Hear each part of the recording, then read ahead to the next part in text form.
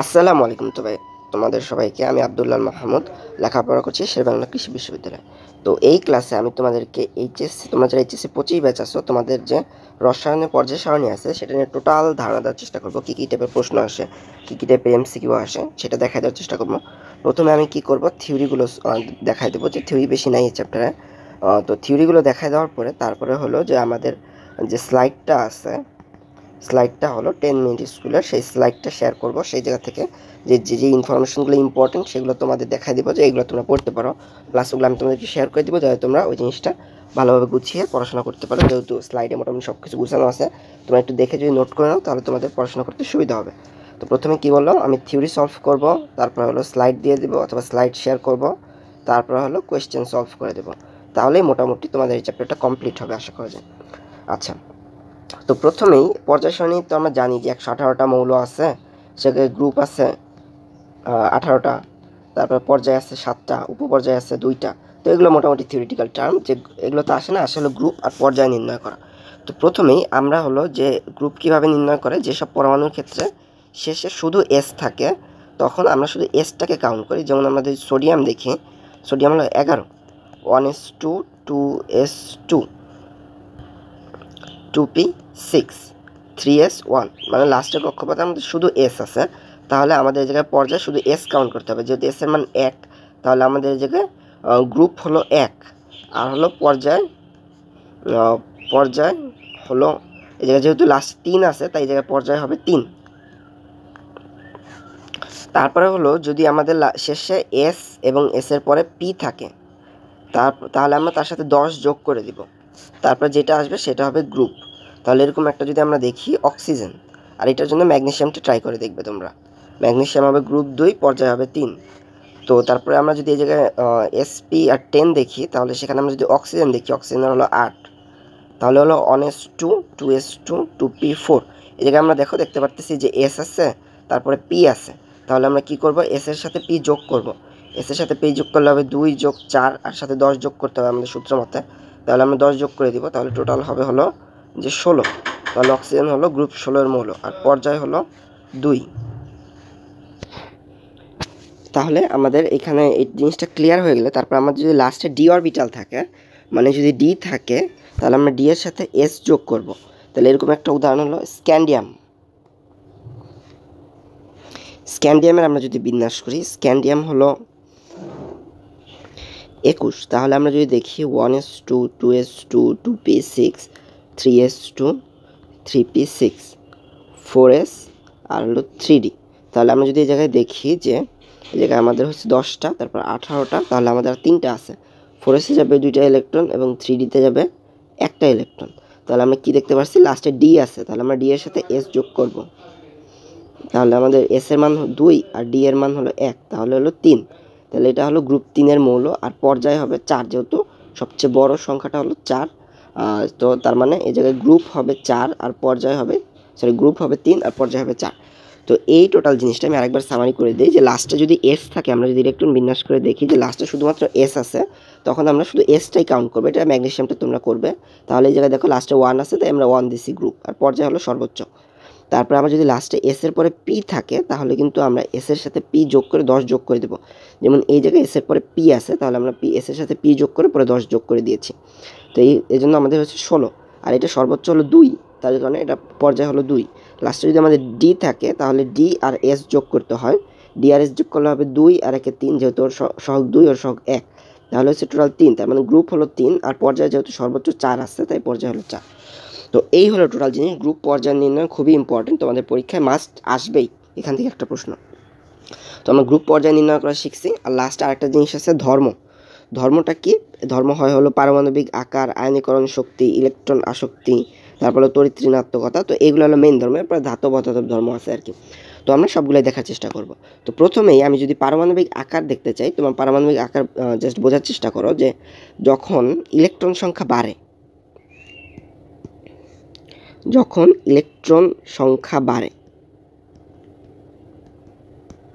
তখন কি প্রোটন সংখ্যাও বাড়ে। এখন কেন্দ্রে থাকে নিউক্লিয়াস আর বাইরে থাকে ইলেকট্রন। এখন এই যে ইলেকট্রন সংখ্যা বৃদ্ধি পাইল, কিন্তু আকার তো বৃদ্ধি পেল না। ধরো পর্যায় 2 এরকম একটা আছে পর্যায়। তো এই পর্যায়ে যেহেতু ওর আকারটা সেম, আমি যদি ধরো সোডিয়ামের ক্ষেত্রে দেখি, হ্যাঁ সোডিয়ামের ক্ষেত্রে দেখি পর্যায় 3, সোডিয়াম পর্যায় 3, তা সেক্ষেত্রে সোডিয়ামের ক্ষেত্রে থাকে একটা ইলেকট্রন থাকে একটা, ম্যাগনেসিয়ামের ক্ষেত্রে থাকে 2টা, অ্যালুমিনিয়ামের ক্ষেত্রে থাকে 3টা, সিলিকনের ক্ষেত্রে থাকে 4টা, ফসফরাসের ক্ষেত্রে 5টা, সালফারের ক্ষেত্রে 6টা, তারপর ক্লোরিনের ক্ষেত্রে 7টা, আর্গনের ক্ষেত্রে 8টা। তাহলে এই হলো টোটাল ইলেকট্রন সংখ্যা বৃদ্ধি পাচ্ছে, যার কারণে কেন্দ্রের সাথে ইলেকট্রন এর কেন্দ্রের সাথে আকর্ষণ বাড়ে। তাহলে আমরা কি বললাম, যত ইলেকট্রন সংখ্যা যত বৃদ্ধি পায় ইলেকট্রনের কেন্দ্রের নিউক্লিয়াসের সাথে আকর্ষণ বাড়ে। এখন একজনের সাথে আরেকজনের সাথে আকর্ষণ বাড়ছে, আকর্ষণ বাড়লে কি দূরত্ব বাড়ে না কমে?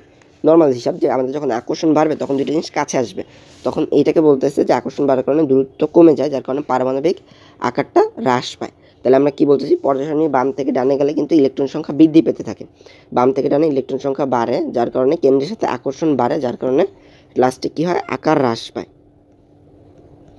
আকার হ্রাস পায়। তাহলে এই জিনিসটা জাস্ট মনে রাখবে যে পর্যায় সারণী বাম থেকে ডানে গেলে যেহেতু ইলেকট্রন সংখ্যা বাড়ে, যার কারণে আকর্ষণও বাড়ে, যার কারণে আকার হ্রাস পায়। তো এই জিনিসটা যদি মনে রাখতে পারো, বাকি সবগুলো জিনিস তোমার মনে রাখতে সুবিধা হবে। এখন আমি যদি এইটুকু একটা টার্মিনোলজি বলি, আয়নীকরণ শক্তি। আয়নীকরণ শক্তিটা কি, ধরো সোডিয়ামের লাস্টের কক্ষপথে একটা ইলেকট্রন থাকে, এই ইলেকট্রনটা যদি সে ত্যাগ করে দেয় তাহলে কিন্তু তার পক্ষে অষ্টক পূরণ করা সম্ভব হয়, যেহেতু একটা ইলেকট্রন ত্যাগ করে ধনাত্মক আয়নে পরিণত হয়। তো আয়নীকরণ শক্তি কি, যে পরমাণুর শেষ কক্ষপথ থেকে একটি ইলেকট্রন ত্যাগ করতে যে পরিমাণ শক্তি লাগে তাকে আয়নীকরণ শক্তি বলে। তাহলে আমরা কি বললাম, যে ইলেকট্রন ত্যাগ করতে যে পরিমাণ শক্তি লাগে, ইলেকট্রন ত্যাগ করতে যে শক্তি লাগে। এখন সাপোজ ধরো আমার ঘরে এক বস্তা ধরো একটা ময়লার বস্তা আছে, তাহলে একটা ময়লার বস্তা আছে, সেটা যদি আমার বের করতে হয় তাহলে আমার এই পরিমাণ শক্তি লাগবে। এখন আমি একটা বস্তায় ধরো আমার 10 জুল শক্তি ব্যয় হচ্ছে, তাহলে আমি যদি 10টা বস্তা সরাইতে যাই তাহলে সেক্ষেত্রে কি আমার 100 জুল শক্তি ব্যয় হবে। তাহলে আমার কি, আমি আমার শেষ কক্ষপথ থেকে একটা ইলেকট্রন ত্যাগ করতে যে পরিমাণ শক্তি লাগে তার থেকে বেশি ইলেকট্রন যদি আমি ত্যাগ করতে চাই তাহলে আরও বেশি শক্তি লাগবে। সেক্ষেত্রে দেখো সোডিয়ামের একটা ইলেকট্রন ত্যাগ করতে কিন্তু বেশি শক্তি লাগবে না, সেই তুলনায় আমি যদি ক্লোরিনের শেষ কক্ষপথ থেকে 7টা ইলেকট্রন ত্যাগ করতে চাই তাহলে আমার অনেক বেশি শক্তি লাগে। তাহলে বলা যায় যে পর্যায় সারণী বাম থেকে ডান, অর্থাৎ সোডিয়ামে কিন্তু শক্তি তুলনামূলকভাবে কম লাগতেছে, সেই তুলনায় আমি যদি দেখি যে তোমার ক্লোরিনের বেশি শক্তি লাগতেছে। তো এই জিনিসটা যে সোডিয়ামের শক্তি কম লাগে আর ক্লোরিনের বেশি লাগে, কারণ কি, ওর যদি 7টা ইলেকট্রন ত্যাগ করতে হয় তাহলে কিন্তু বেশি শক্তি লাগবে, আর ওর যদি একটা ইলেকট্রন ত্যাগ করতে হয় তাহলে কিন্তু কম শক্তি লাগবে। তো এটা গেল আয়নীকরণ শক্তি। আয়নীকরণ শক্তি জাস্ট মনে রাখবে যে আমি যদি আমার শেষ কক্ষপথে ইলেকট্রন ত্যাগ করি, ত্যাগ করতে যে পরিমাণ শক্তি লাগে, ইলেকট্রন ত্যাগ করতে যে শক্তি লাগে। তো এটা একটা গেল। এখন আমাদের যদি আয়নীকরণ শক্তির কথা বলি, আয়নীকরণ শক্তির ক্ষেত্রে কী হয়, আয়নীকরণ শক্তি না, ইলেকট্রন আসক্তি। ইলেকট্রন আসক্তি কি, আমি আমার শেষ কক্ষপথে একটা ইলেকট্রন গ্রহণ করব, বা আমার ইলেকট্রনের প্রতি আসক্তি আছে, যেমন ধরো আমার মাদক আসক্তি আছে, আমার একটা জিনিস ফোন অ্যাডিকশন আছে, তো আমার কী পরিমাণ আসক্তি আছে, যেমন ধরো আমার অষ্টক পূরণ করতে 8টা ইলেকট্রন লাগবে, তো আমার কাছে আছে 7টা, তাহলে আমার একটা ইলেকট্রন লাগবে। আর অন্যদিকে ধরো একজনের ইলেকট্রন শেষ কক্ষপথে ইলেকট্রন আছে একটা, তাহলে ওর হলো অষ্টক পূরণ করতে ইলেকট্রন লাগবে 7টা। এখন 7টা ইলেকট্রন তো গ্রহণ করা সম্ভব নয়, যার কারণে ওর ইলেকট্রন আসক্তি কম থাকে। যেমন ধরো সোডিয়ামের কথাই ধরলাম, আমরা ক্লোরিনের কথা ধরলাম। অন্যদিকে ওর আছে 7টা ইলেকট্রন, অষ্টক পূরণ করতে মাত্র একটা ইলেকট্রন লাগবে, ও কিন্তু হাইলি চাবে বা খুব বেশি পরিমাণে চাবে যে ও না, ওর একটা ইলেকট্রন লাগবেই লাগবে, কারণ কি, ওর অষ্টক পূরণ করতে হবে, যার কারণে ক্লোরিনের ইলেকট্রন আসক্তি বেশি হয়, সোডিয়ামের ইলেকট্রন আসক্তি কম হয়। স্বাভাবিক জিনিস যে সোডিয়াম অষ্টক পূরণ করতে গেলে ও কিন্তু 7টা ইলেকট্রন গ্রহণ করতে চাইবে না, ওলা একটা ইলেকট্রন ত্যাগ করতে বেশি চাইবে, যার কারণে ইলেকট্রন আসক্তিটা ক্লোরিনের বেশি থাকে। আর লাস্ট হলো তড়িৎ ঋণাত্মকতা। তড়িৎ ঋণাত্মকতা কিছুই না, যে তড়িৎ ঋণাত্মকতা হলো যে ইলেকট্রন নিজের দিকে টেনে নেওয়া। ধরো একজন একটা ঘরে রান্না হয়, যে রান্নাটা একজন খুব মোটা মানুষও খায়, খুব চিকন মানুষও খায়। এখন একই রান্না দুইজনে খায়, বা একটা পাত্রের খাবার সে তারা দুজনে ভাগ করে খায়, এখন কে বেশি খাবে, যে বেশি মোটা, যার ক্ষুধা বেশি, সেই তো বেশি খাবে। ঠিক তেমনি যে ইলেকট্রনগুলো যার আকার বড় বা যার ইলেকট্রন মেঘের প্রতি আসক্তি বেশি থাকে হলো যার ইলেকট্রন তড়িৎ ঋণাত্মকতা বেশি থাকে। তার হলো ইলেকট্রন আসক্তি বেশি থাকে। এখন তড়িৎ ঋণাত্মকতা তুলনামূলকভাবে যারা বামের দিকে থাকে, ডানের দিকে থাকে, যেমন ক্লোরিনের তড়িৎ ঋণাত্মকতা হলো 3.5, তারপর হলো ফ্লোরিনের হলো 4, তো তাদের হলো ইলেকট্রন তড়িৎ ঋণাত্মকতার পরিমাণ খুব বেশি থাকে। তো এই কয়েকটা ধর্ম। এখন আমি যদি সিকোয়েন্সলি বলি যে পর্যায় আর কি মেন টপিকটা আসে যে তোমাদের পর্যায় সারণী বাম থেকে ডানে গেলে এদের কী হয় বা আকারে কী পরিবর্তন হয়, তাহলে আমরা কি বললাম যে পর্যায় সারণী বাম থেকে ডানে গেলে আকার হ্রাস পায়, আর অন্যদিকে তড়িৎ ঋণাত্মকতা, ইলেকট্রন আসক্তি আর আয়নীকরণ শক্তি, ইলেকট্রন আসক্তি, তড়িৎ ঋণাত্মকতা এগুলো হলো বৃদ্ধি পায়। তাহলে আমরা কীভাবে মনে রাখবো? এটা মনে রাখবো আই দিয়ে। আইতে 3টা শব্দ: আয়নীকরণ শক্তি, ইলেকট্রন আসক্তি, তড়িৎ ঋণাত্মকতা। এটা কি হয়? বাম থেকে ডানে বৃদ্ধি পায়। তাহলে কি উপর থেকে নিচে গেলে হ্রাস পাবে। আর অধাতব ধর্ম এইটাও বাম থেকে ডানে গেলে বৃদ্ধি পায়। তাহলে কি ধাতব ধর্মটা হ্রাস পায়। নর্মাল কথা যে ধাতব কারা, যাদের লাস্টে সোডিয়াম থাকে, যেমন সোডিয়াম, ম্যাগনেসিয়াম, অ্যালুমিনিয়াম, সিলিকন, এগুলো থেকে বামে, আর হলো যে ফ্লোরিন, ক্লোরিন, আর্গন এগুলো থেকে ডানে। তাহলে এগুলো কি, যে যারা ডানে থাকে তারা কি অধাতব বেশি, আর যারা বামে থাকে তারা ধাতব বেশি। তার মানে কি বাম থেকে ডানে গেলে কি অধাতব ধর্ম বৃদ্ধি পায়। তো এই কয়েকটা জিনিস তোমরা যদি মনে রাখতে পারো, সামনের জিনিসগুলো খুবই ইজি, সেটা আমরা স্লাইড দেখাই দেবো। আর স্লাইডটা হলো 10 মিনিট স্কুলে খুব সুন্দর করে দেওয়া আছে। তোমরা তোমাদের যাদের লাগবে বলতে পারো, আমি তোমাদেরকে দিয়ে দেওয়ার চেষ্টা করবো। আচ্ছা, তো এই যে হলো চ্যাপ্টার শুরু, যে পর্যায় সারণী পটভূমি বলছে যে ল্যাভোইশিয়া কি। ল্যাভোইশিয়া প্রথমে 33টা মৌল নিয়ে ছক তৈরি করে। তো এই জিনিসটা এমসিকিউর জন্য ইম্পর্টেন্ট। তো সর্বপ্রথম কে কাজ করছিল, 2 ভাগে ভাগ করছে, সেটা হলো ল্যাভোইশিয়া।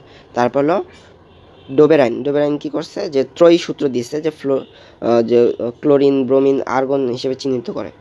আর হলো যে 2টি মৌলের পারমাণবিক ভর প্রথম ও তৃতীয় মৌলের পারমাণবিক ভরের যোগফলের অর্ধেক, মানে ওই গড় করলে যেটা হয় সেটার কথা বলছে। তারপর হলো নিউল্যান্ড কি অষ্টক সূত্র দিয়েছে। তো এগুলো হলো এমসিকিউর জন্য ইম্পর্টেন্ট। তারপর হলো ম্যান্ডোলিফ কত সালে? 1869 সালে। উনি কী করছে? মৌলের ধর্ম পর্যালোচনা করে পর্যায় সূত্র প্রদান করে। তো এগুলো তোমরা এমসিকিউর জন্য মোটামুটি দেখে রাখতে পারো। তারপর হলো সংসদীয় সূত্রটা ইম্পর্টেন্ট, ক নম্বর আসে, যে মৌলসমূহ ধর্ম ভৌত ও রাসায়নিক ধর্মাবলী পারমাণবিক সংখ্যানুযায়ী পর্যায়ক্রমে আবর্তিত হয়। এটা ক নম্বরের জন্য দেখে রাখতে পারো। তারপর হলো ছন্দের মাধ্যমে, এটা তোমরা যেটা মনে রাখতে পারো, যেমন আমি হালিনাকে রবি সেচে ফেলেছি, এটা দিয়ে মনে রাখতাম। তো এটা গ্রুপ 1-এ। তারপর গ্রুপ 2 হলো বিরিয়ানি, মোগলাই, কাবাব সরিয়ে বাটিতে রাখো। তারপর হলো গ্রুপ 3 হলো বাংলাদেশের আফতাব গেল ইন্ডিয়া টিম নিতে। তারপর হলো গ্রুপ 4 হলো কার্ল সিলেট গেলে সোনা পাবে, এটা আমরা মনে করতাম যে কাশ্মীর গেলে সোনা পাবে। তারপর হলো নিপা আছে আন্টির বাসায়, গ্রুপ 15। তারপর গ্রুপ 16 হলো ও এসএসসি না, কিন্তু এসএসসিতে পড়ে। আর হলো 17 মনে রাখা যায় ফ্লোরিন, ক্লোরিন, ব্রোমিন, আয়োডিন, এবার মনে রাখলেই হবে। তারপর হেনা আর কেয়া, যিনি আর রাধুনি আগে থেকেই। তো এইগুলো মনে রাখা এভাবে পসিবল। আর গ্রুপ 3, 4 এগুলো অত বেশি লাগে না। 5 এগুলো অত বেশি লাগে না, মনে রাখার দরকার নেই। তারপরে হলো যে তোমার এই যে অতি সংক্ষিপ্ত গ্রুপ 1 এগুলো এমসিকিউর জন্য লাগে, যে গ্রুপ 2, 3 সংক্ষিপ্ত পর্যায়। তারপর হলো গ্রুপ 4, 5 অতি দীর্ঘ পর্যায়। এই জিনিসটা এমসিকিউর জন্য লাগে, যে গ্রুপ 1 কে বলে মৃৎ ক্ষার ধাতু, গ্রুপ 1 কে বলে ক্ষার ধাতু, গ্রুপ 2 কে বলে মৃৎ ক্ষার ধাতু। যেহেতু দুইটাই ক্ষার, এটা তোমরা মনে রাখতে পারো যে ক্ষার একটা শব্দ আছে, তার মানে এটা গ্রুপ 1। আর হলো গ্রুপ 2 যেটা, সেটা মৃৎ ক্ষার, দুইটা শব্দ আছে, মৃৎ ক্ষার। তাহলে এটা কি? এটা হলো তোমার গ্রুপ 2, যেহেতু দুইটা শব্দ মৃৎ ক্ষার। তারপর গ্রুপ 11 কে বলা হয় মুদ্রা ধাতু, যেমন সোনা, তারপর ইত্যাদি। গ্রুপ 16 কে বলে চ্যালকোজেন, গ্রুপ 15 কে বলে নিকটোজেন বা শ্বাসরোধকারী, গ্রুপ 16 কে বলে হ্যালোজেন, গ্রুপ 17 কে বলে নিষ্ক্রিয় গ্যাস। ঠিক আছে, তোমাদের এগুলো সবগুলো পড়ার দরকার নেই, আমি যেগুলো দাগিয়ে দিচ্ছি সেগুলো পড়ে নিলেই হবে। তারপর এটা বলছে পর্যায় সারণীর ধর্ম, মানে নর্মালি ধর্ম যেটা হয় আর কি। তারপর পর্যায় সারণী বের করার নিয়মে শুরুতে যেটা বলছিলাম ওইটা সুন্দর করে বলছে, এই জায়গায় দিয়ে দেওয়া হয়েছে।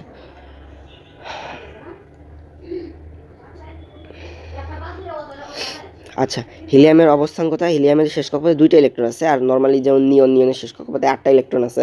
তারপর সে 18তে, কিন্তু হিলিয়ামের শেষ কক্ষপথে 2টা ইলেকট্রন থাকা সত্ত্বেও সে হলো গ্রুপ 18তে, কারণ হলো সে নিষ্ক্রিয় মৌল। ঠিক আছে, তো এই জিনিসটা খ নম্বর জন্য আসে। তারপরে ল্যান্থনাইট সিরিজ বলে হলো যে গ্রুপ 3-এর অন্তর্গত, গ্রুপ 3 6 নম্বর পর্যায়ে, আর অ্যাক্টিনাইট সিরিজ বলে হলো 7 নম্বর পর্যায়কে। তারপর মৌলের পর্যায়িত ধর্ম যেটা, সেগুলো বলছিলাম যে ধাতব ধর্ম কী কী? ধাতব ধর্ম ওই যে বাম থেকে ডানে গেলে ধাতব ধর্ম হ্রাস পায়। ধাতব ধর্মটা আসলে কি? যে সে বিদ্যুৎ পরিবহন করতে পারে ইত্যাদি ইত্যাদি, যে ধনাত্মক আয়নে পরিণত ইলেকট্রন ত্যাগ করে। তবে অধাতব ধর্ম কি? তার উল্টাটা, যে বিদ্যুৎ পরিবহন করতে পারে না। তারপর হলো পারমাণবিক আকার ও ব্যাসার্ধ, কোনো গ্রুপ যত নিচে নামে তত আকার বৃদ্ধি পেতে থাকে। গ্রুপ 1-এ যে আকার, গ্রুপ 2-তে তো বাড়তেছে যে তোমার কক্ষপথটা, যার কারণে আকার অটোমেটিক বৃদ্ধি পায়। আর নর্মালি আরেকটা জিনিস যেটা, যে ইলেকট্রন সংখ্যা বাড়ে, ইলেকট্রন সংখ্যা বাড়ার কারণে শক্তি স্তর সংখ্যা একই থাকে, মানে শক্তি স্তর তো সেম থাকে, কিন্তু ইলেকট্রন সংখ্যা বাড়ার কারণে আকর্ষণ বৃদ্ধি পায়, ফলে আকার ছোট হয়। তারপরে আয়নীকরণ শক্তির সংজ্ঞাটা মাস্ট, সংজ্ঞাটা আসে পরীক্ষায়। তো এই জিনিসটা যে আর কি ইলেকট্রন অপসারণ করতে যে পরিমাণ শক্তি লাগে, আর ইলেকট্রন শক্তির ক্ষেত্রেও সংজ্ঞাটা পড়ে রাখবে। তারপর তো কথা কি, সমযোজী বন্ধন, নট কিন্তু আয়নিক বন্ধন কিন্তু না, সমযোজী বন্ধনকে ইলেকট্রন শেয়ারের মাধ্যমে ইলেকট্রন নিজের দিকে টেনে নেওয়াকে তড়িৎ ঋণাত্মকতা বলে। তারপরে ওই যে এইটার কথা বলছে যে পারমাণবিক আকার বাম থেকে ডানে গেলে হ্রাস পায়। আর হলো এই তিনটা সেম, যা আমরা মনে রাখতে বলছিলাম আই দিয়ে বাম থেকে ডানে গেলে বৃদ্ধি পায়, আর উপর থেকে নিচে গেলে হ্রাস পায়। তাহলে এইটার সাথে অধাতব ধর্ম এটা সেম, মানে এই সবগুলো সেম। আর এই যে দুইটা শুধুমাত্র এক ধর্মের, আর ওই দুইটা অন্য ধর্মের, এভাবে মনে রাখলেও হয়।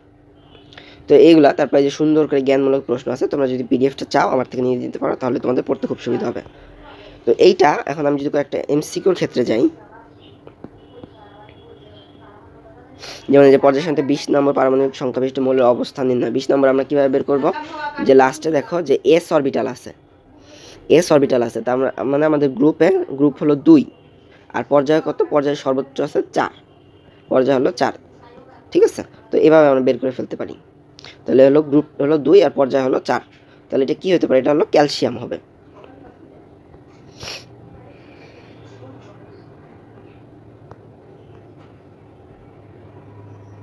তারপরে যে এই জিনিসটা খুবই ইম্পর্টেন্ট, যে ফ্লোরিন এর ইলেকট্রন আসক্তি ক্লোরিনের চেয়ে কম কেন। এটা মূলত হলো যে ফ্লোরিনের আকার ছোট থাকে, যেহেতু ধরো একটা ঘরে 7 জন আছে, যে ঘরটা ছোট, তাহলে কিন্তু আরেকজন প্রবেশ করতে গেলে কিন্তু সবাই একটু, যে না আমাদের ঘরে অনেক বেশি লোকজন আছে, যার কারণে ইলেকট্রন প্রবেশ করতে একটু কষ্ট হবে। কিন্তু ক্লোরিনের আকারটা কি তুলনামূলকভাবে একটা ঘর বেশি থাকে, বা আকারটা একটু বড় থাকে, যার কারণে ওর যেহেতু একটা ইলেকট্রন লাগবে অষ্টক পূরণ করতে, তাই সে সহজেই ওকে প্রবেশ করতে স্বাগত জানায়, যার কারণে আর কি বিকর্ষণটা তুলনামূলকভাবে কম থাকে।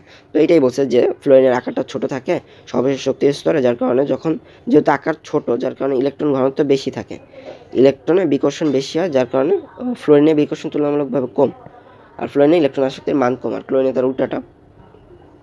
তো এইগুলা গেল মোটামুটি। এখন যদি আমরা কয়েকটা এমসিকিউর ক্ষেত্রে যাই, যেমন হলো যে আইইউপ্যাক স্বীকৃত টোটাল কত, 114টা এখন পর্যন্ত, আর 4টা এখনো আবিষ্কার হয়নি। আর হলো 2012 সালে মোট 118টা।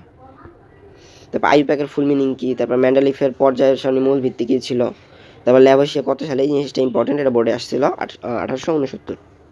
তবে এগুলো লাগবে না।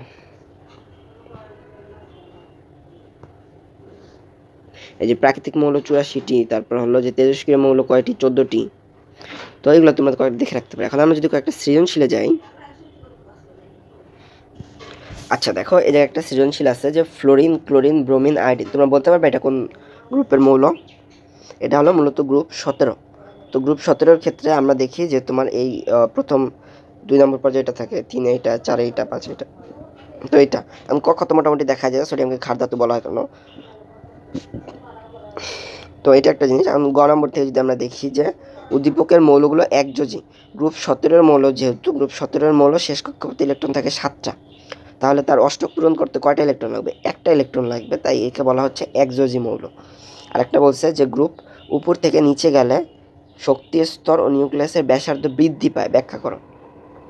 নর্মালি আমি যখন উপর থেকে ফ্লোরিনে ছিল, ফ্লোরিনে কক্ষপথ ছিল 2টা, তারপর হলো ক্লোরিনে গিয়ে কী হবে 3টা, আর ব্রোমিনে গিয়ে হবে 4টা, তারপর আয়োডিনে গিয়ে হবে 5টা।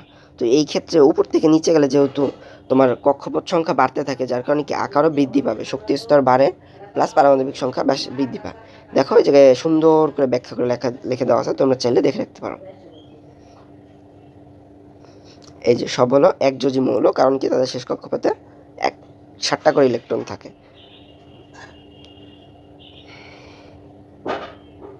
আর আমরা জানি যে উপর থেকে নিচে গেলে পারমাণবিক ব্যাসার্ধ বৃদ্ধি পায়।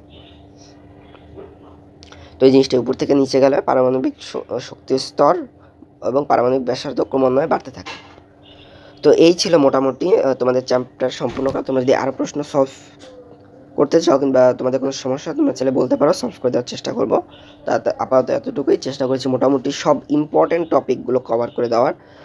এর বাইরে মূলত চ্যাপ্টার 4 আর কিছুই নেই। তারপর যদি কিছু তোমাদের সমস্যা হয়ে থাকে যেমন হাইড্রোজেন বন্ধন, তাহলে ওগুলো বললে ডিটেলসে আলোচনা করার চেষ্টা করব। তোমার যদি ভালো লেগে থাকে অথবা কোনো মন্তব্য কোনো কিছু জানার থাকে তাহলে কমেন্টস করতে পারো, অ্যান্সার দেওয়ার চেষ্টা করবো। আসসালামু আলাইকুম।